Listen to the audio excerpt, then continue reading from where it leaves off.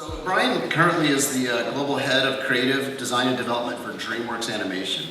And before that, for about 10 years, he took a wild ride through the retail world and bounced out of that from doing partnership ventures. And then he worked doing entertainment for a few years after that. He spent the last 4 years building and forever cultivating DreamWorks' first in-house creative design and development lab with a team of resilient creatives who are scrappy, and they're all driving for transformative thinking and extraordinary ideas for DreamWorks global businesses. Sounds pretty fun. Sounds like a good gig. His talk is titled, Do Not Open, a tale of resiliency, imagination, and the power of curiosity. Let's let him know that we're glad he's here. Brian Robinson.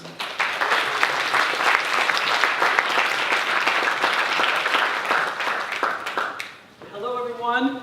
Oh, I'm Mike. Hi. I'm Brian Robinson, and before I start, in the midst of so much change, there was actual change before that was written. DreamWorks, 6 months ago, was bought by Universal Studios, and so now when you see the opening of the presentation, you'll see one of the many changes that happen in life and kind of why we need to be prepared. All right, here we go. My name is Brian Robinson, and I have the incredible job of working at Universal Studios. See why that's important? Just acquired. And I lead this incredible creative agency whose whole vision is to translate our filmmakers' dreams into global consumer businesses. And while I have an incredibly creative job in the equally creative city of Los Angeles, that is not where my journey begins. No, it begins in Louisiana. That's me right there with the blonde hair, circa 1974. It was 1 year before my parents moved us from the country to the city because of an almost indiscernible accent I had. If I was actually going to win in life, I was going to have to lose that Louisiana accent. With this move came so many opportunities specifically in sports. And that became some of the earliest memories I've had of winning, or rather losing. Now remember, it's the 70s. There was no such thing as everyone's a winner. You either won or you lost. I tried gymnastics. That's not me in the front. That's me falling through the parallel bars.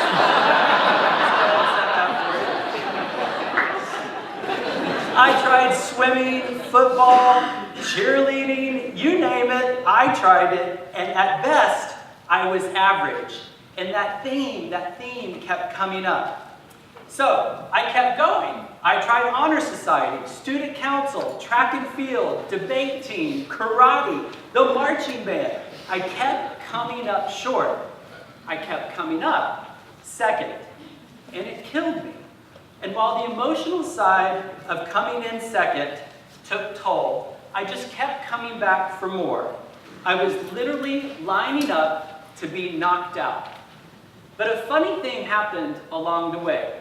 I didn't win the vice president of student council, but I volunteered anyway and was asked to join the state student council and then the national student council. As you can tell, I never won a gymnastics competition, but I learned to tumble and became a coach for the National Cheerleading Association. I didn't win its standardized testing, but I nailed my in-person interview, and I was accepted to the master's program at the Medill School of Journalism at Northwestern University. I kept feeling this idea of loss, and in that moment of loss, people began to see something in me that I never saw in myself, this idea of resiliency. It has taken me almost 40 years to finally understand that my optimism and resiliency are what people responded to the most, and not the act of winning. And it is only in the time of loss for me that the trait is most prevalent for everyone else. And so they rewarded me. They gave me unique opportunities that mirrored the experiences of those who won. They valued my interpersonal abilities over testing. They propelled me to coach over competing. All those years of coming in second and fighting back have created an optimistic, resilient risk taker. It is the trait that defines the core of who I am today and the trait that defines my leadership. You see, resiliency fuels courage, and courage breaks the boundaries of imagination. An unbridled imagination is at the heart of innovation. 40 years of getting knocked out has given me the courage to take amazing risks, risks that have defined my life. And it is that idea that I want to share with you today. It's time to lose. It's time to get knocked out so that you learn how to fight back. You learn how to innovate at your most vulnerable moment. We are here this week to learn how to succeed in one of the most disruptive moments in a generation, where industries and groups of diverse individuals are getting completely knocked out. And I am here to tell you that it is actually the act of getting knocked out that will teach you the most basic success trait I have ever witnessed: resiliency. While in 2011, while at Target, I worked with a team of amazing individuals who conceived an idea called Masoni for Target. We literally broke the internet and created a yet-to-be-outdone moment in retail. At the height of Masoni, I was Director of Designer Partnerships and was charged with conceiving the next partnership. Can you imagine the stress of what it felt like to conceive the next Masoni? So, here's the knockout moment. Everyone wanted to repeat the model. Find the next fashion house, grow the buy, capture culture, get a great audience. But in that moment of so much pressure to repeat something so successful, I pitched a new idea that was the antithesis of Masoni. The concept was called the Shops at Target. It was born out of an idea that small, entrepreneurial shops were the hubs of innovation, incubating ideas and experiences that would forever change the retail world. They were the purveyors of culture, and they were the ultimate finds for our guests. Okay, the shops were good, but they were no Masoni. And that was the most important idea. It was the greatest lesson for us. We didn't need to repeat Masoni. We needed to learn how to be courageous and test new ideas. And we knew that in that courageousness, we would actually find the next Masoni. Okay, so if you're following what I'm doing and you remember me falling through the bars, you know that it is now time for the next knockout moment. At the height of my career at Target, I left to follow my mentor to be a part of the reimagining team at J.C. Penney. It was one of the most drinks after this, everything you ever wanted to know about the collapse of retail. Hi, thank you, yes. It was one of the most, and this is the most important line, anxiety-inducing yet adrenaline-fueling times of my life. It was visionary, and there was so much excitement around it. It was audacious. We needed to break the paradigm of retail, all of it. Nevertheless, it famously or infamously imploded. It was nevertheless daring, and most importantly, it was living. Every idea we conceived had to break frame because everyone wanted us to fail. It had to be audacious, and at the time, I was the leader of brand partnerships and had to deliver the type of thinking that people would not expect from JCPenney. After 13 years of designer partner history in all of the industry, no major mass retailer had launched a Black designer partnership. In the fall of 2013, we launched Duro Lulu for JCP. The response was huge. The creative, incredible. The clothes, unforgettable.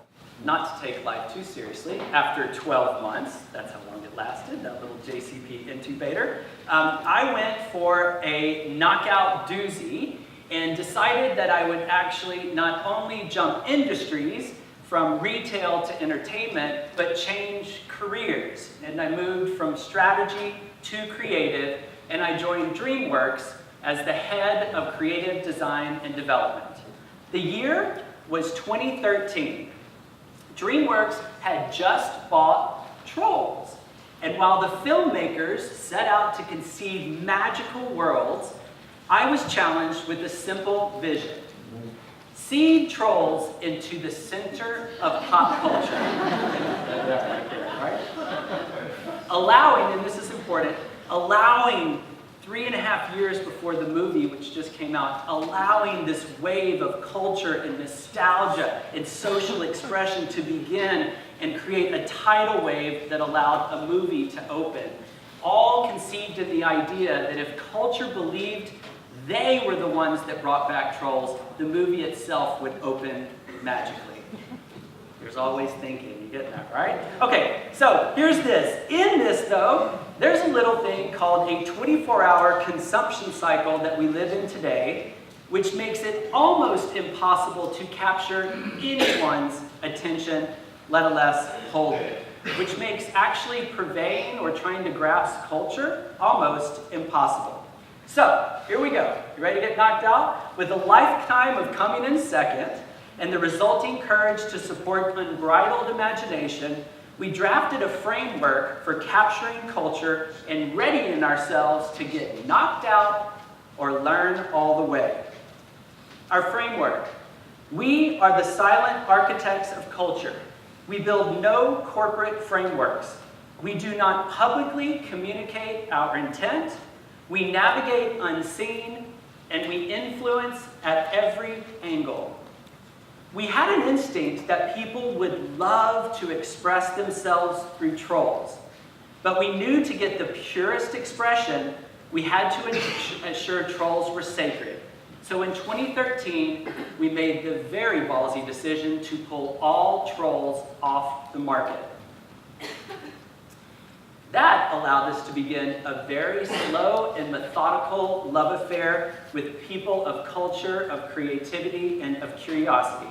We stalked the craziest, most creative people on Instagram. We walked the streets of New York, London, and Shanghai looking for individuality, expression, creativity, anything that would actually find our little troll inspirational and post about it. And when we found it, we actually rewarded them with unmarked boxes just like this, or bags that said, right in front of you, "Do not open." And our hope was that human curiosity would drive them and compel them to not only open it, but express themselves.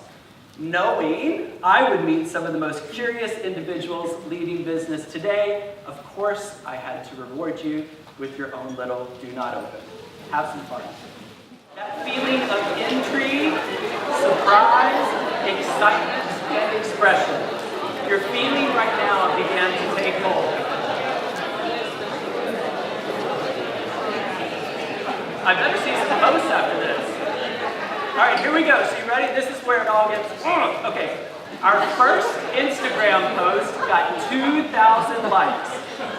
Our second Instagram post got 18,000. And then 66,000.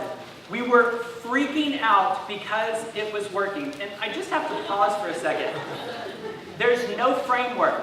There's no Facebook page. There's no tag to a movie. There's nothing but what you just received, which says, smile, post, troll hair, don't care, trolls are back. No corporate identity to do this. It began to explode. And we knew that we were onto something. So what do? You start testing and you fail it. First up, this is Rihanna at the iHeart Music Festival, dressed in head-to-toe Prada. This is our troll we sent to her the next day. Post on Snapchat, BBMHs, bitch, better have my money. And then we have Cosmopolitan, the editor is Joanna Coles, and here is her look-alike troll in the letter to the editor. You'll just see, it just starts to build. We had so much fun. Again, our goal was to be able to become part of culture. And we had worked underground for a very long time. And then something happened in spring of 2015, which was unbelievable for us. WGSN, which is the worldwide trend service for retailers, placed trolls on their front cover of their spring-summer 2016 trend report. That would be 4 months before our movie would open. And 6 months later, the Toby report placed our troll on the letter of the editor. It started to build, and we had actually done it. And just like that, our trolls and everything we worked so hard for had officially become a part of culture, and not only a part of culture, but an actual purveyor of culture. In August, our little trolls became the face of MAC Cosmetics. So as I stand before you today, our movie opened in November of 2016 to a worldwide phenomenon. We were #1 in 28 countries. We're the #1 DVD of 2017.